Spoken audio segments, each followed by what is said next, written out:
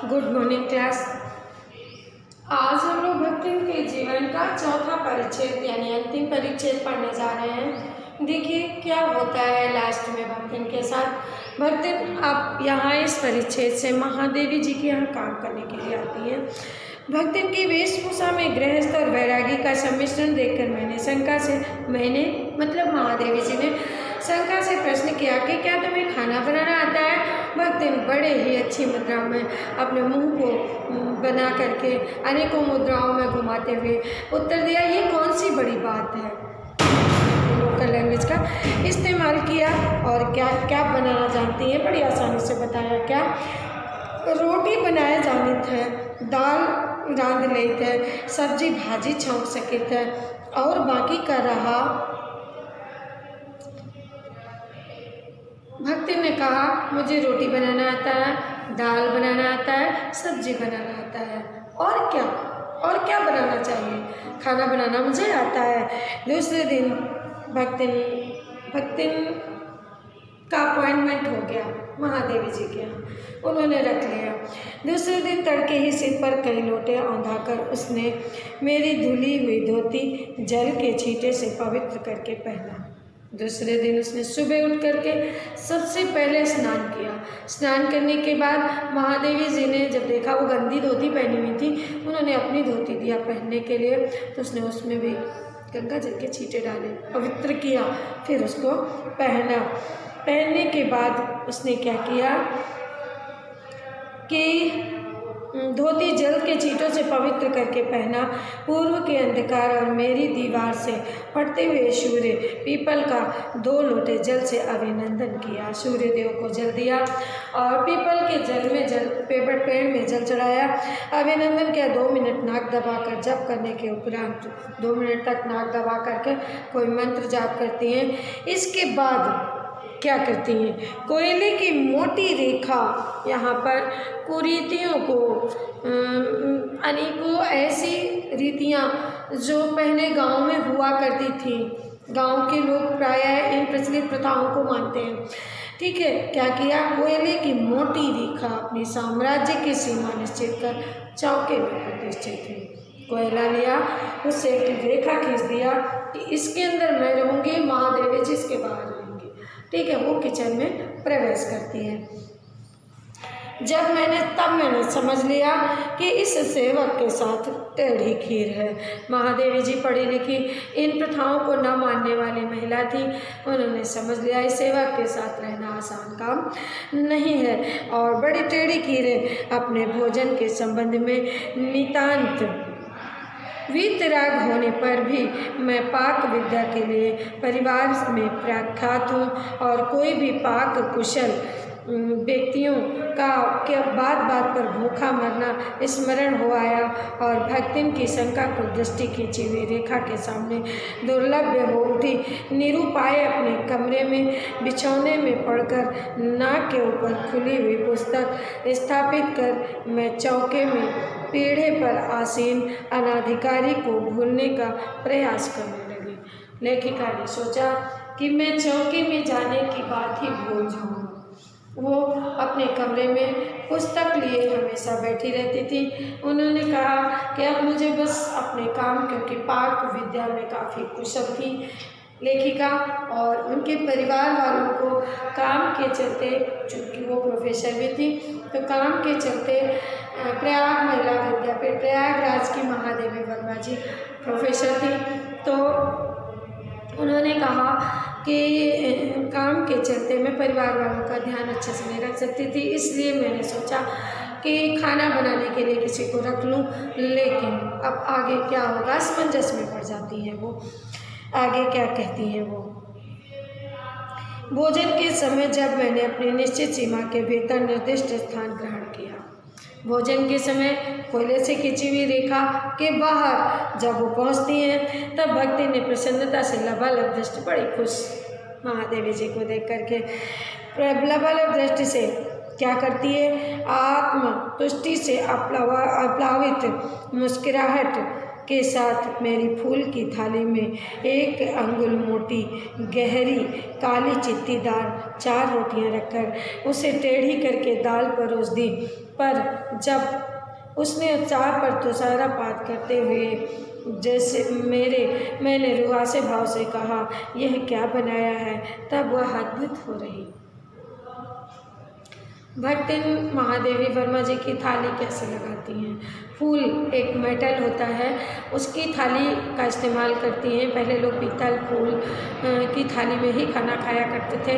आज आ गया है स्टील का फैशन, ठीक है। स्टील तो स्टील, अब आगे और क्या क्या आ रहा है, प्लास्टिक के बर्तन भी आ गए हैं किचन में अनेकों प्रकार के, ठीक है। फाइबर के बर्तन भी आ गए हैं। तो ये प्रचलन डे बाय डे परिवर्तन होता जा रहा है। तो उस समय फूल के बर्तन में, फूल की थाली में महादेवी जी के लिए खाना परोस कर कैसे लाती हैं। 4 काली चित्तीदार रोटियां मोटी मोटी और थाली को टेढ़ी करके उसी में दाल गाढ़ी गाढ़ी परोस दिया। बड़ी खुशी के साथ महादेवी जी के सामने प्रस्तुत करती हैं। जब प्रस्तुत करती हैं तो महादेवी जी ने कहा, ये क्या बनाया है। परेशान हो जाती हैं वो खाने को देख करके। तो रुआसे भाव से वो कहती हैं, रोटियां अच्छी सेकने के प्रयास में अपनी सफाई क्या देती है। सेकने के प्रयास में कुछ अधिक खरी हो गई हैं, परंतु अच्छी हैं। तरकारियां थीं, परंतु जब दाल बनी है तो उनका क्या काम। गांव में प्राय लोग दाल बना लेते हैं तो सब्जी नहीं बनाते, सब्जी बनाते हैं तो दाल नहीं। बहुत ही कम घर ऐसे, अब तो काफ़ी परिवर्तन हो गया है गाँव में भी। तो लेखिका कहती हैं कि लेखिका से भक्तिन कहती हैं, जब दाल बनी है तो सब्जी की क्या ज़रूरत थी, परंतु उनका क्या काम। शाम को दाल न बनाएंगे, तरकारी बना लेंगे। उसने कहा, शाम को दाल नहीं बना के सब्जी बना लेंगे तो दोनों टाइम का काम हो जाएगा। जब दूध घी मुझे अच्छा नहीं लगता, नहीं तो सब ठीक हो जाता। लेखिका ने कहा, दूध घी मुझे पसंद नहीं तो सब कुछ ठीक हो जाता। आगे देखिए क्या कहती हैं। अब ना हो तो आमचूर और लाल मिर्च की चटनी पीस ली जावे। उन्होंने भक्तिन ने कहा, ऐसा करो आमचूर और लाल मिर्च की चटनी पीस लेते हैं तो काम चल जाएगा। तो कहती है, उससे भी काम ना चले तो वह गांव से लाई हुई गठरी में से थोड़ा सा गुड़ दे देगी। गांव से गुड़ लेके आई है अपनी गठरी में बांध करके। तो कहती है कि थोड़ा सा गुड़ ले लो तो अच्छा हो जाएगा, उससे काम चल जाएगा। लेकिन शहर के लोग क्या कल्ला बत्तू खाते हैं, और क्या खाते हैं शहर के लोग। गांव के लोग तो ऐसे ही खाना खाते हैं, क्या शहर के लोग कल्ला बत्तू खाते हैं। ऐसा करके वो अपनी सफाई देती है। फिर वह कुछ अनाड़ी या फूहड़ नहीं है। कहती है, मैं कोई अनाड़ी नहीं हूँ, फूहड़ नहीं हूँ। अपनी सफाई देती है, हर तरह से अपनी बात में अडिग रहती है। उसके ससुर पितिया ससुर अजिया ससुर सब उसकी पाक कुशलता के लिए न जाने कितने मौखिक प्रमाण दे डाले। उसने कहा, मेरे परिवार के लोग मेरे खाने की इतनी तारीफ़ करते हैं, आपको खाना नहीं अच्छा लग रहा। सफाई देती है वो, ठीक है। इस तरह से महादेवी जी को समझाती है वो। भक्तिन के इस सार गर्भित लेक्चर का प्रभाव ये हुआ कि मैं मीठे से विरक्त के कारण, बिना गुड़ के और घी से अरुचि के कारण रूखी दाल से 1 मोटी रोटी खाकर बहुत छाट से यूनिवर्सिटी पहुंची। न्याय सूत्र पढ़ते पढ़ते शहर और देहात के जीवन के इस अंतर पर विचार करती रही। उन्होंने जब यूनिवर्सिटी गई, 1 रोटी किसी तरह खा लिया। घी दूध और गुड़ वो मीठा खाती नहीं है, तो वो किसी तरह 1 रोटी खाकर यूनिवर्सिटी पहुंचती है। यूनिवर्सिटी में दिन भर सोचती रही गांव और शहर के परिवेश का वर्णन। उन्होंने सोचा अलग भोजन की व्यवस्था करनी पड़ी थी, इसलिए अपने गिरते हुए स्वास्थ्य और परिवार वालों के चिंता निवारण के लिए पर प्रबंध ऐसा हो गया कि उपचार का प्रश्न ही खो गया। इस देहाती वृद्धा ने जीवन की सरलता के प्रति मुझे इतना जागृत कर दिया कि मैं अपनी असुविधाएं छिपाने लगी। सुविधाओं की चिंता करना तो दूर की बात है, इसके अतिरिक्त भक्तिन का स्वभाव ही ऐसा बन चुका कि वह दूसरों को अपने मन के अनुसार बना लेना रहना चाहती। भक्तिन का स्वभाव ही ऐसा था कि दूसरों को भी अपने अनुसार ढालती थी, लेकिन स्वयं ढलती नहीं थी, स्वयं किसी की बात नहीं मानती थी। जैसे कि महादेवी जी सब्जी चाहती थी, लेकिन उसने दुनिया भर के उपचार कर डाले, लेकिन सब्जी नहीं बनाया उसने। कल्पना तक उसके लिए संभव नहीं है। इसी से आज मैं अधिक देहाती हूँ। महादेवी जी ने लिखा कि मैं भक्तिन के परिवेश में ढल गई, लेकिन भक्तिन शहर के परिवेश में नहीं ढलती हैं। उन्हें शहर की हवा नहीं लग पाई। मकई का रात का बना दलिया सवेरे मट्ठे से सोंधा लगता है, ये भक्तिन सिखाती थी महादेवी जी को। बाजरे के तेल लगाकर बनाए हुए पूरे गरम गरम बड़े अच्छे लगते हैं। देहाती खाना उन्हें सिखा देती हैं। ज्वार के भुने हुए भुट्टे, हरे की खिचड़ी स्वादिष्ट होती है, हरे दानों की खिचड़ी स्वादिष्ट होती है। सफ़ेद महुए की लपसी संसार भर के हलवे को लजा सकती है, आदि क्या क्या चीज़ें देहाती भोजन, देहाती व्यंजन बताया। क्या आदि वह मुझे क्रियात्मक रूप से सिखाती रहती है, पर यहाँ का रसगुल्ला तक भक्तिन के पोपले मुंह में प्रवेश करने का सौभाग्य प्राप्त नहीं कर सका। परंतु शहर का रसगुल्ला आज तक भक्तिन दांत नहीं है भक्तिन के, तो भक्तिन के दांतों में वो रसगुल्ला प्रवेश आज तक, मतलब शहर का परिवेश उनके अंदर, वातावरण उनके अंदर नहीं पहुंच पाया। लेकिन महादेवी जी को देहाती उन्होंने ज़रूर बना दिया। पर मेरे सवेरे धोकर फैलाए हुए कपड़ों को भी वो कहती है, मेरे रात दिन नाराज होने पर भी उसने साफ धोती पहनना नहीं सीखा। मेरे स्वयं धोकर फैलाए हुए कपड़ों में भी वह तय करने के बहाने सिलबटों से भर देती थी। कहती मैं बहुत समझाती थी, लेकिन वो गंदी ही धोती पहनी रहती थी। मैं धोकर जो कपड़े फैलाती थी उनको तहाने के बहाने सिलबटों से भर, तहाना नहीं आता था उसको, कपड़े तय करना नहीं आता था, सिलबटों से भर देती, गुड़चुड़ मुचुड़ करके रख देती थी। मुझे उसने अपनी भाषा की अनेक दंत कथाएँ कंठस्थ करा दी थी, पर पुकारने पर वह आय के स्थान पर जी कहने का शिष्टाचार भी नहीं सीख पाए। कहती है कि वो मुझे अपने गाँव की अनेकों दंत कथाएँ सिखाती है, लेकिन वो बुलाने पर आए गांव की लोकल लैंग्वेज के स्थान पर कभी जी कहना उसने नहीं सीखा। महादेवी जी कहती है कि भक्तिन अच्छी है, ये कहना कठिन होगा, क्योंकि उसमें दुर्गुणों का अभाव नहीं है। वह सत्यवादी हरिश्चंद्र नहीं बन सकी, परंतु नरों व कुंजरों में भी विश्वास नहीं करती। नरों व कुंजरों महाभारत का युधिष्ठिर के द्वारा बोला हुआ डायलॉग है, उनके द्वारा बोला हुआ ये शब्द है। उन्होंने बोला था कब जब अश्वत्थामा मरा था, और वो था क्योंकि युधिष्ठिर कभी झूठ नहीं बोलते थे, तो ये छल श्री कृष्ण के द्वारा सिखाया गया था। तो उन्होंने कहा था अश्वत्थामा मर गया, तब उनसे पूछा गया था नरों व कुंजरों शब्द बोला था कि ये मुझे नहीं पता कि अश्वत्थामा नाम का हाथी मरा है या अश्वत्थामा जयद्रथ का बेटा मरा है, ठीक है। तो इनको ये नहीं पता था कि ये उनका बेटा मरा है या हाथी मरा है।